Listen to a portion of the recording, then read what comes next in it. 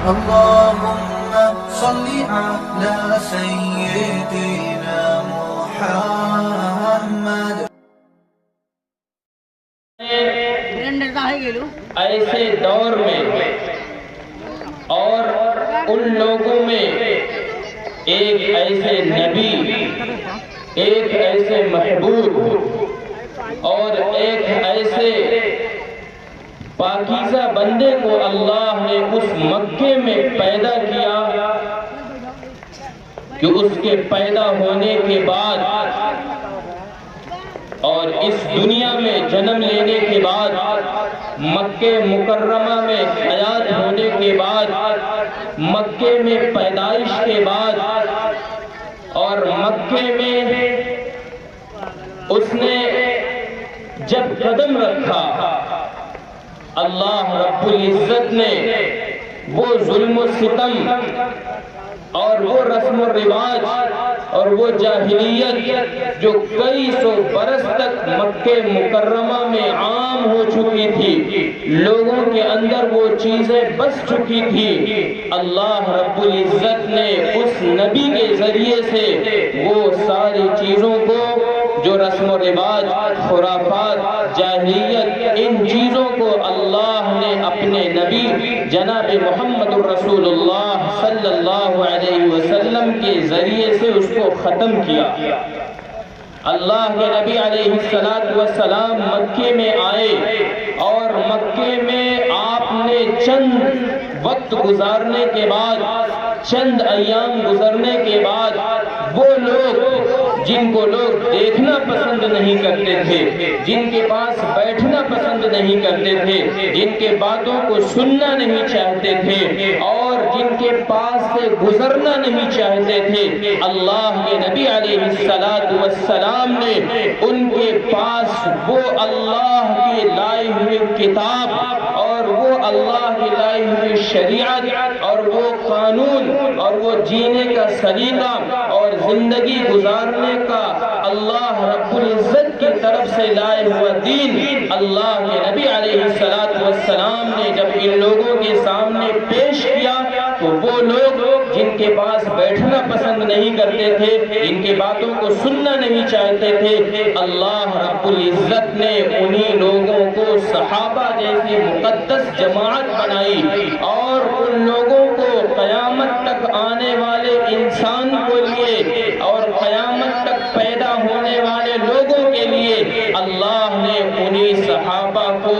ان لوگوں کی زندگی کو اور ان لوگوں کے عمل کو اللہ نے قیامت تک آنے والے انسانوں کے لیے ذریعہ ہدایت بنایا۔ اور وہ صحابہ جو اللہ کے نبی علیہ السلام کی صحبت میں اور آپ علیہ السلام کی تعلیمات کو حاصل کر کے، اور وہ صحابہ جو اللہ کے نبی علیہ السلام کے ضابطۂ حیات کو اپنے زندگی میں لانے کے بعد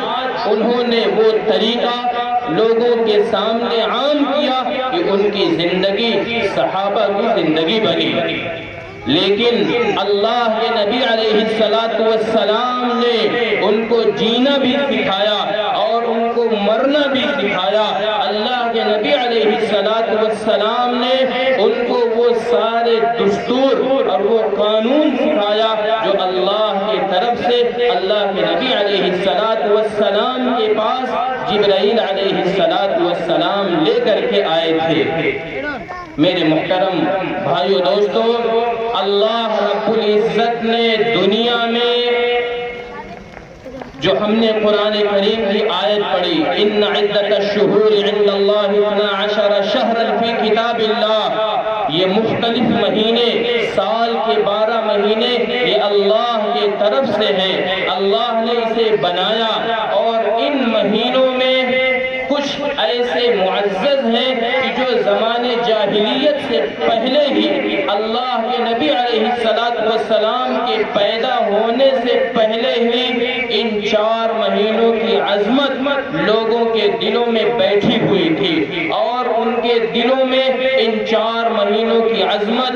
حرمت اللہ کے نبی علیہ السلام نے آنے کے بعد بھی سکھایا کہ وہ لوگ کہ جن کی لڑائیاں برسوں برس سے چلتی تھی، لوگ اس مہینے کی عظمت میں ان لڑائیوں کو ختم کر دیتے تھے۔ ان 4 مہینوں میں سے ایک مہینہ ماہ محرم کا مہینہ ہے، یہ بابرکت ہے۔ اللہ کے نبی علیہ السلام نے اس مہینے کے بارے میں بتایا کہ اللہ کو جو سب سے زیادہ محبوب ہے، اللہ کے یہاں سب سے زیادہ قابل قبول ہے، وہ رمضان المبارک کے روزے رکھنا، اور اس روزے کے بعد جو عاشورہ کا روزہ ہے، 10 محرم کا روزہ ہے، اللہ کو یہ بھی سب سے زیادہ محبوب ہے۔ اور اس مہینے کی خاصیت اور اس مہینے کی عظمت کہیں اس سے زیادہ اور بھی بڑھ جاتی ہے کہ اس مہینے میں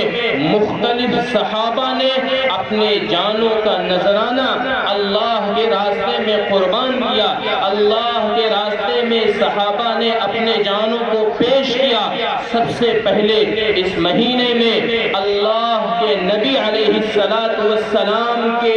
سب سے زیادہ چہیتے،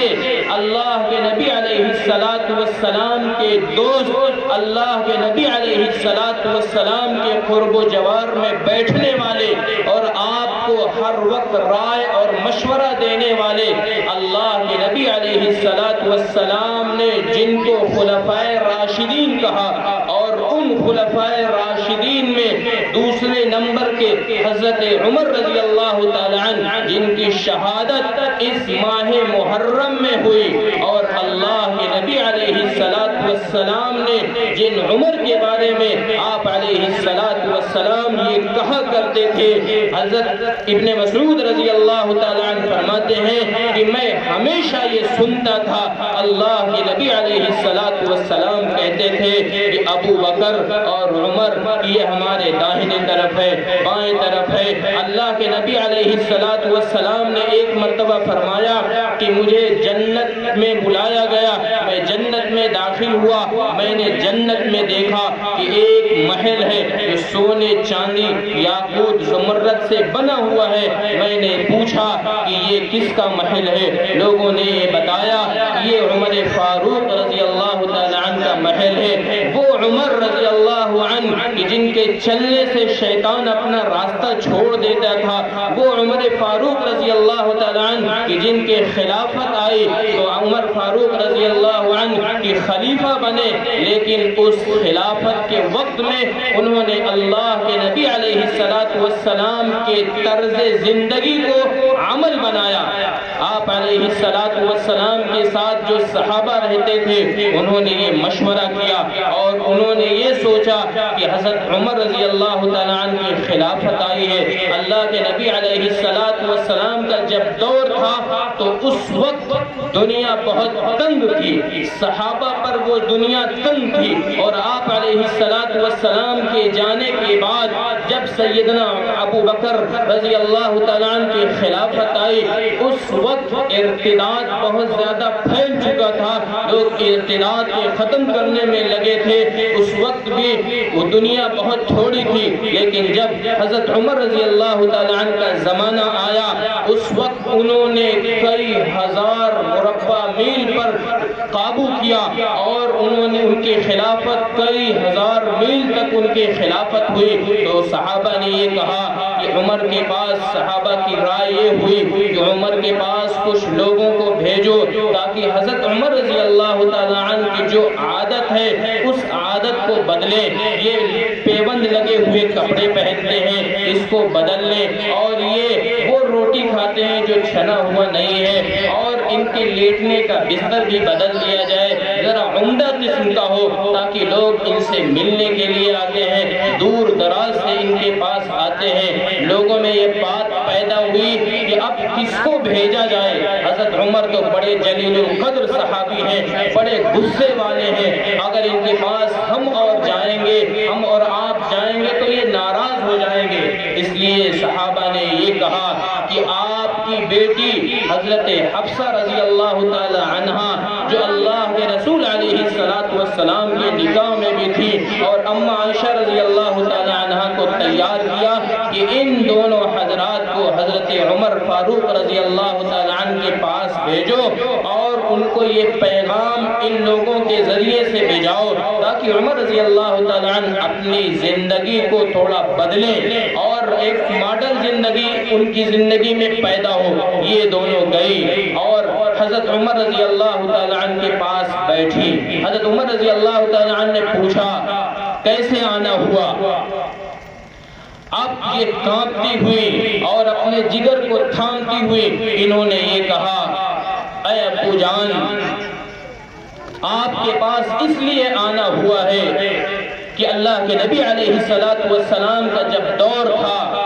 اس وقت لوگوں میں بددینی عام تھی، اس لیے اس کی دعوت چلی۔ دنیا بہت مختصر تھی، لوگوں کی حکومت اس وقت بہت کم تھی۔ ابو بکر کا زمانہ آیا، وہ بھی ایسے ہی چلا گیا۔ اب آپ کا زمانہ آیا ہے، بہت دور تک آپ کی خلافت ہے، لوگ آپ کے ہاتھ پر بیعت دور دراز سے کرنے کے لیے آتے ہیں۔ لوگوں کی رائے یہ ہے کہ اے عمر، اے ابو جان، آپ اپنے اس چیز کو بدل لیجئے کہ آپ کے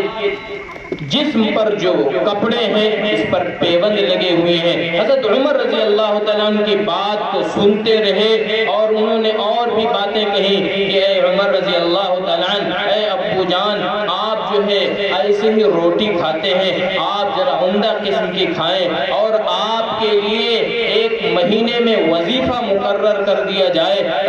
تاکہ آپ اس کے ذریعے سے آپ اپنا خرچہ کیا کریں۔ حضرت عمر رضی اللہ تعالیٰ عنہ کا رنگ بدلتا گیا، آپ غصے سے اٹھے اور آپ بیٹھ گئے۔ آپ نے کہا، اے حفصہ، تم میری بیٹی ہو، تم نے اللہ کے رسول علیہ السلام کے پاس وقت گزارا ہے۔ حفصہ اور عائشہ، یہ بتاؤ، تم نے اللہ کے نبی علیہ السلام کے پاس اپنی پوری زندگی گزاری ہے، رات اور دن گزارا ہے، اٹھنا اور بیٹھنا دیکھا ہے، کھانا پینا دیکھا ہے، چلنا پھرنا دیکھا ہے، جبرائیل کو اترتے ہوئے دیکھا ہے، قرآن کو اترتے ہوئے دیکھا ہے، اللہ سے بات کرتے ہوئے دیکھا ہے۔ آپ نے اللہ کے نبی علیہ السلام کی ساری چیزوں کو دیکھا ہے۔ اے عائشہ اور حفصہ، یہ بتاؤ، کبھی بھی تم نے اللہ کے نبی علیہ السلام کو پوری زندگی میں 2 وقت پیٹ بھر کے کھانا کھاتے ہوئے کبھی تم نے دیکھا ہے؟ حضرت عمر رضی اللہ تعالیٰ عنہ کے آنکھوں سے آنسو بہ رہے تھے اور حضرت حفصہ اما عائشہ رضی اللہ تعالیٰ عنہ کے آنکھوں سے آنسو بھی نکل رہے تھے۔ پھر حضرت عمر رضی اللہ تعالیٰ عنہ نے پوچھا کہ یہ بتاؤ، کبھی تم نے دیکھا ہے؟ دونوں خاموش رہی اور کہنے لگی، میں نے کبھی ایسا نہیں دیکھا ہے۔ پھر حضرت عمر رضی اللہ تعالیٰ عنہ نے کہا کہ یہ بتاؤ، تم نے اللہ کے نبی علیہ السلام کے پاس وقت گزارا ہے، تم نے بھی وہ وقت بھی دیکھا ہے کہ اللہ کے نبی علیہ السلام کے جسم پر صرف ایک ہی کپڑا ہوتا تھا اور جب نماز کا وقت ہو جاتا صحابہ بلانے کے لیے آتے، حضرت بلال آپ کو کہتے، اللہ کے رسول علیہ السلام اب نماز کا وقت ہو گیا ہے۔ اللہ کے نبی علیہ السلام حضرت بلال سے کہتے، اے بلال، ابھی کپڑا جو ہے بھیگا ہوا ہے، ابھی سوکھ جائے، اس کے بعد ہم نماز پڑھنے کے لیے ابھی جو ہے نماز پڑھنے کے لیے آئیں گے۔ پھر حضرت عمر رضی اللہ تعالیٰ عنہ نے یہ پوچھا کہ اے عائشہ، یہ بتاؤ، تم نے اللہ کے نبی علیہ السلام کے پاس وقت گزارا ہے، کبھی تم نے یہ دیکھا ہے ایک وقت وہ بھی اللہ کے نبی علیہ السلام کے پاس ایسا آیا تھا کہ آپ کے پاس کپڑا پہننے کے لیے اتنا نہیں تھا کہ آپ اپنے پورے صدر کو چھپا لیتے، آپ نے ایک صحابی سے چادر منگایا، نماز کا وقت ہو گیا تھا، آپ نے اپنے صدر کو چھپایا، پھر آپ جو ہے نماز کے لیے گئے۔ پھر حضرت عمر رضی اللہ تعالیٰ عنہ نے پوچھا کہ اے حفصہ، یہ بھی بتاؤ، اللہ کے نبی علیہ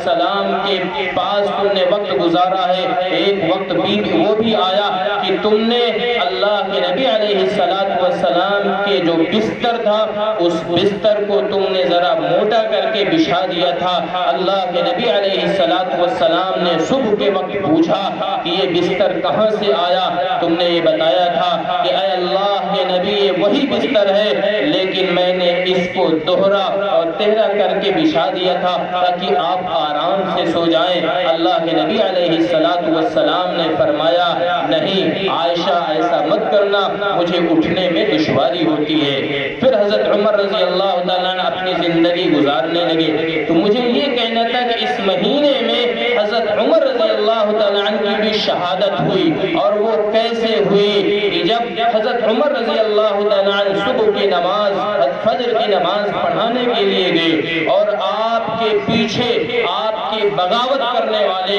آپ کے دشمن بھی رہتے تھے، لیکن صبح کی نماز میں ایک مجوسی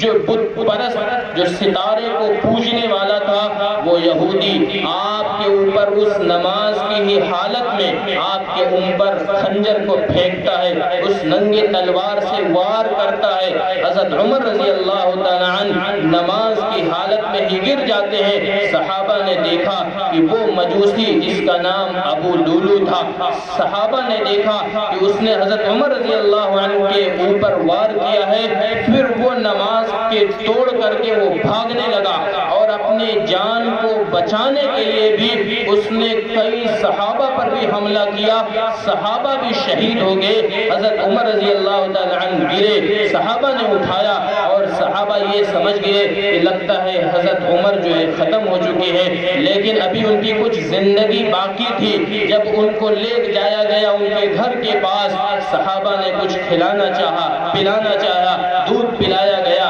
نبیذ پلایا گیا اور دوائیاں پلائے گئے، لیکن اس دشمن نے ان کے آنت میں حملہ کیا تھا، جس کی وجہ سے وہ کھانا اور وہ پینا اور وہ دوائیاں سارے کی سارے نکل جاتی تھی۔ جب لوگوں کو یہ بالکل ان کو یہ امید ہے ہو گیا کہ عمر اس دنیا سے اب چلے جائیں گے، حضرت عمر رضی اللہ تعالیٰ عنہ نے اپنے بیٹے کو عبداللہ ابن عمر کو بلایا اور اپنے بیٹے سے کہا کہ اے میرے بیٹے دیکھو اب اس دنیا سے جانے کا وقت ہو چکا ہے، اب مجھے اس دنیا سے ختم ہو جانا ہے، اس دنیا سے چلے جانا ہے، لیکن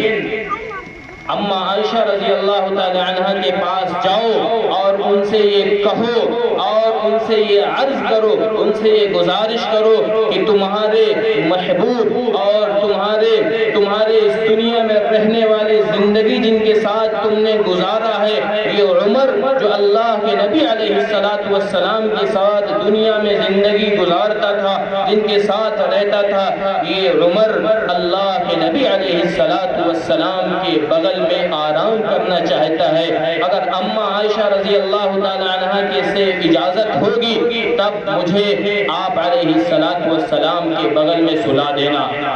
عبداللہ ابن عمر آئے، اما عائشہ رضی اللہ تعالی عنہ سے پوچھا، اما عائشہ رضی اللہ تعالی عنہ نے اجازت دے دی۔ عبداللہ ابن عمر آئے، حضرت عمر رضی اللہ عنہ سے فرمایا کہ اما عائشہ نے اجازت دے دی ہے۔ پھر حضرت عمر رضی اللہ عنہ نے پھر کہا کہ جب میرا انتقال ہو جائے، کفن دفن ہو جائے، پھر بھی مجھے اس کمرے میں نہ لے جانا، باہر ہی بٹھا دینا، کہیں ایسا نہ ہو کہ اما عائشہ رضی اللہ تعالی عنہ نے میری وجہ سے اور میرے کہنے کی وجہ سے، میرے شرم کی وجہ سے انہوں نے یہ اجازت دے دی ہو۔ پھر اس وقت پوچھ لینا، اگر وہ اجازت دے دیں گی پھر مجھے آپ علیہ السلام کی بغل میں سلا دینا۔ پھر عبداللہ ابن عمر نے پوچھا، اما عائشہ رضی اللہ تعالی عنہ نے کہا یہ جگہ تو میں نے اپنے ابا جان اور میں نے اپنے شوہر حضور اکرم صلی اللہ علیہ وسلم کے بغل میں نے اپنے لیے رکھا تھا، لیکن اگر حضرت عمر کی چاہت ہے تو میں ان کے لیے اجازت دیتی ہوں۔ پھر حضرت عمر رضی اللہ تعالیٰ دنیا سے چلے گئے. آپ علیہ السلام کی بغل میں آپ علیہ السلام کی ان کی قبر اطہر بنی اور وہیں پر آرام فرما گئے. اور اللہ رب العزت قیامت کے دن بھی آپ علیہ السلام کی بغل سے حضرت ابو بکر اٹھیں گے, عمر اٹھیں گے. اسی طریقے سے بہت سارے صحابہ رضی اللہ عنہم اجمعین نے اس ماہ محرم میں اللہ کے قانون کو ضابطے پر عمل کر کے انہوں نے اپنے جانوں کا نذرانہ اللہ کے راستے میں پیش کیا. اس لیے میرے بھائیوں, ہمیں بھی وہ زندگی اور وہ وقت جو اللہ کے نبی نے صحابہ کی زندگیوں کو چھوڑ کر کے گئے تھے اور صحابہ کو جو چیزیں سکھا کر کے گئے تھے, ہمیں اپنی زندگی کو بنانا ہے. میرا وقت پورا ہو چکا ہے, اس لیے بڑی معذرت کے ساتھ درخواست ہے کہ جو ہمارے ابھی علماء ہیں آپ کے ساتھ بہت ساری باتیں آئیں گی, اس لیے ہم اسے دھیان کے ساتھ توجہ کے ساتھ سنیں گے اور اس پر عمل کی نیت سے سنیں گے. اللہ رب العزت ہمیں بھی توفیق عطا فرمائے, آپ حضرات کو بھی توفیق عطا فرمائے. وآخر دعوانا الحمدللہ رب العالمین.